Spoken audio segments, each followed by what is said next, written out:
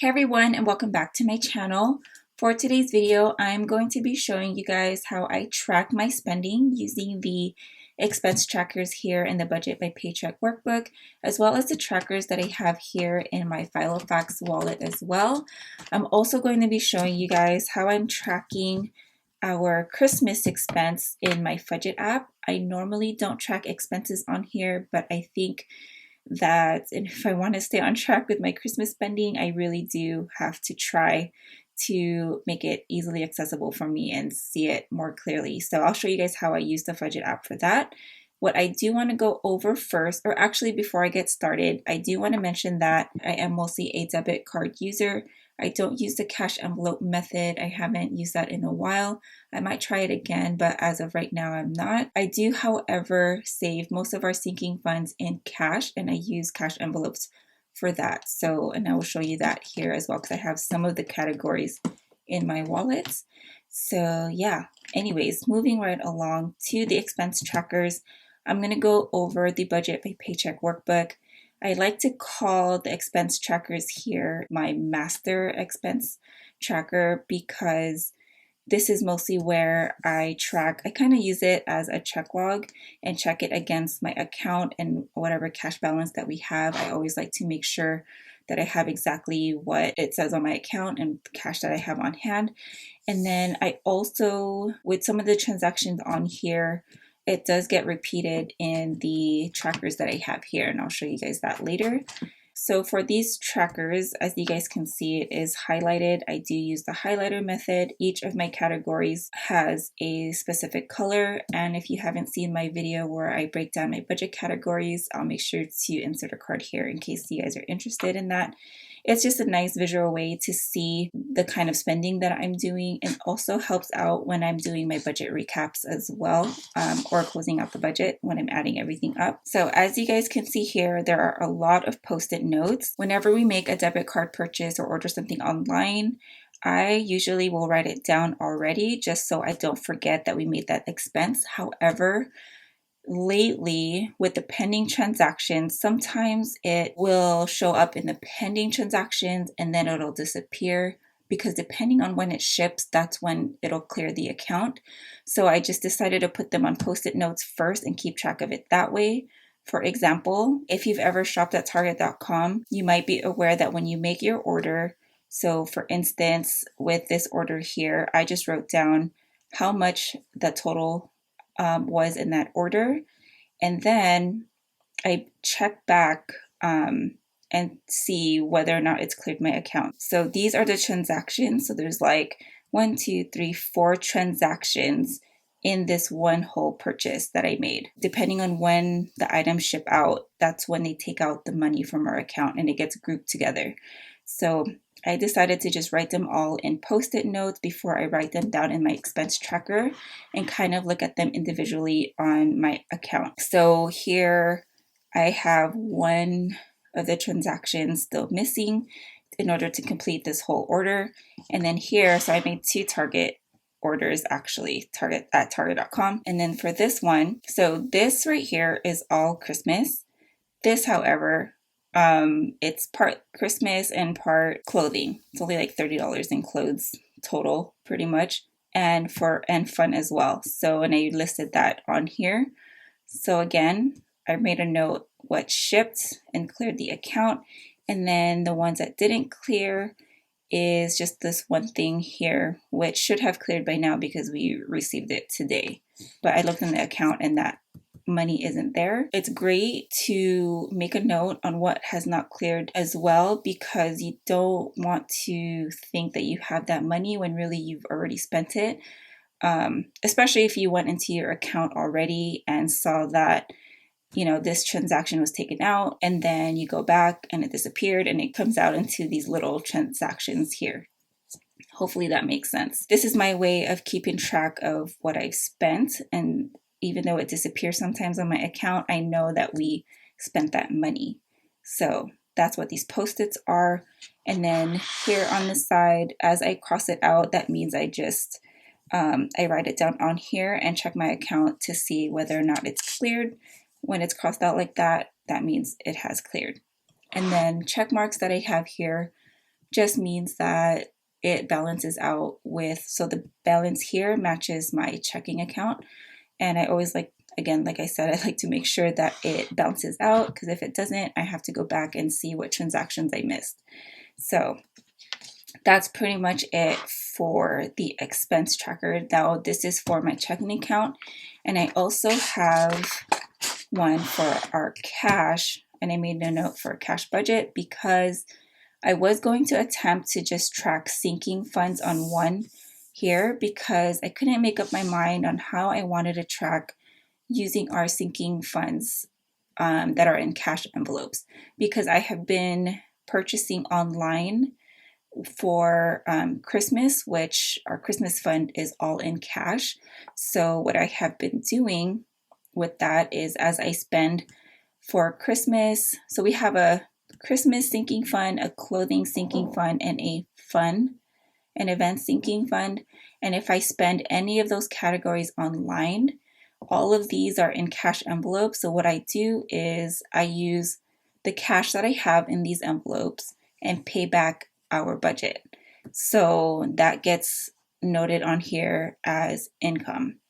So that's the easiest way for me. I even talked to my husband about it and asked if it makes sense. So for us, that's what's working. And I also made a note here, for example, for Christmas, the amount that we had to pay back that I used when we ordered stuff online.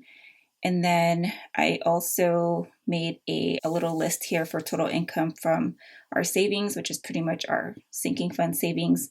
So that way I can write all of the totals down here into our actual income when I close out the budget, which will be right here. So I'm hoping that makes sense. And the reason why we do have cash on hand that I have been using lately is because the amount that we pay back, since it gets added onto our regular budget, that pretty much means that's the amount that we can either put back into our checking account, or we can just have cash on hand, and that's what I've been using. So maybe I will put some of that into our checking account, but we'll see. But sometimes it's nice to have cash on hand. So hopefully I explained all of that just fine. If you have any questions, or if you guys have a better way to track your sinking funds, if it's just confusing for us because we have cash as our sinking funds, but then we also shop online for those categories like Christmas. So yeah, this is just what works out for us and how it works in my head. So also another thing I wanted to talk about with our cash sinking funds, if I do use the cash from our actual cash envelopes for our sinking funds, like for Christmas.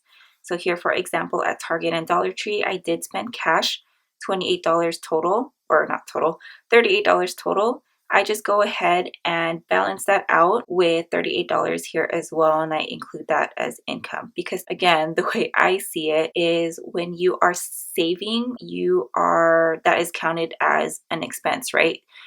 Because it's getting taken out of your budget. So that gets put into a savings. But then when I am using that savings, I kind of think of it as income. I don't know if that makes sense, or I don't know if I'm doing it right, but it's because it was taken out of our budget into a savings.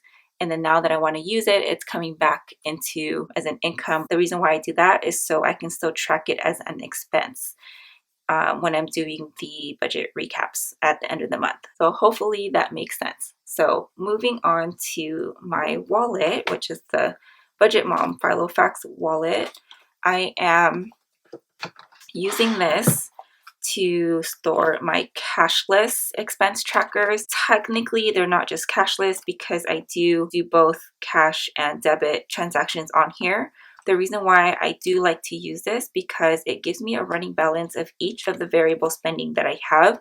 So for food, transportation, household, kids, James, my husband, myself, fun and events, and miscellaneous. Oh man, there was a lot of negatives in there already. The whole purpose of this is to make sure that I'm always aware of the balance that I have in each of the budget categories, instead of always trying to add everything up or doing budget recaps. And looks like I have a lot of negatives in here, but hopefully, I'm pretty sure it's with all the positives on here, hopefully it balances itself out, or I'm still in the positive, hopefully.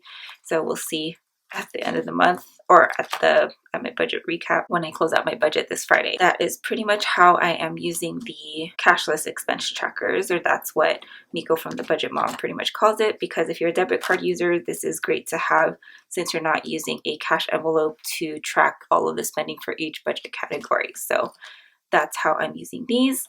And then I do have it laminated. I think I've mentioned this before, and then just use a wet erase type of marker on here. And this one I'm using is from Erin Condren, and I think I like this better than the Expo ones. Moving on to my sinking fund envelopes. So these envelopes here are from Frugal Chic Life. She kindly sent this over to me to try out. So I'm using it for my sinking funds since I'm not doing cash envelopes. The categories that I have in here was fun and events, Christmas, clothes, which is pretty much tapped out, and then mine. I had $20 left over from when I saved like last month. So for fun and events, I decided to create this cash envelopes because I find that a lot of times things pop up. We have a big family and a lot of times things pop up. So I want to make sure I'm always prepared, and I'm already pretty much tapped out. I have $12 left in here. I did use some cash for some upcoming events, and then I'm gonna start saving up again because my son's 4th birthday is in January. We're not gonna have a big party or anything like that, just our immediate family and the godparents possibly. So just gonna keep it small and intimate, and then my goal for that is 400 bucks. So we'll see how that goes. Hopefully I can save that amount in there. So this is the tracker that I'm using. This does come with the envelopes that she gave me. This one is my Christmas one, and I don't keep all of my Christmas money in here because there was a bunch of cash. I don't want to bring a ton of cash with me when I'm out, just whatever I think I might need. So this is how I'm using the trackers. And here you guys can see where it says pay back my checking account. And then for clothes, we did have $30 remaining, and I did use it all up. I bought some things online, so I used that money to pay back our checking account.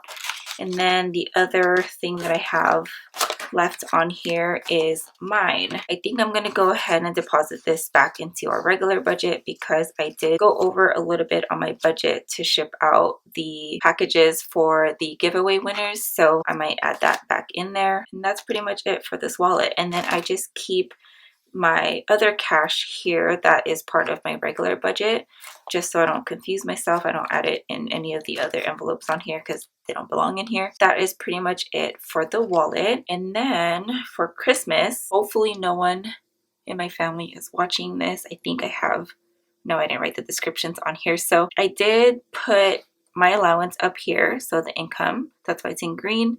It's $1,100, and then whatever's crossed out are things that we've already spent. So we are pretty much almost done with our Christmas shopping, and I still have a balance of $112 to still budget out. If I go back to my regular budget of $1,000, I still have $12 left to budget. But I do want to do some holiday activities, and depending on whether or not we can cut from anywhere else, we might still add in that extra $100 because we do want to do a few family activities. So that is pretty much how I'm using this. You can actually use this to track your budget also if you guys want to. Maybe I'll try that, but for right now I'm just using it to track our Christmas expenses. So that is that. I think that is pretty much everything that I wanted to cover. If you guys have any questions, feel free to let me know in the comments below. Thank you guys so much for watching, and I will talk to you in my next video. Have a good one, guys.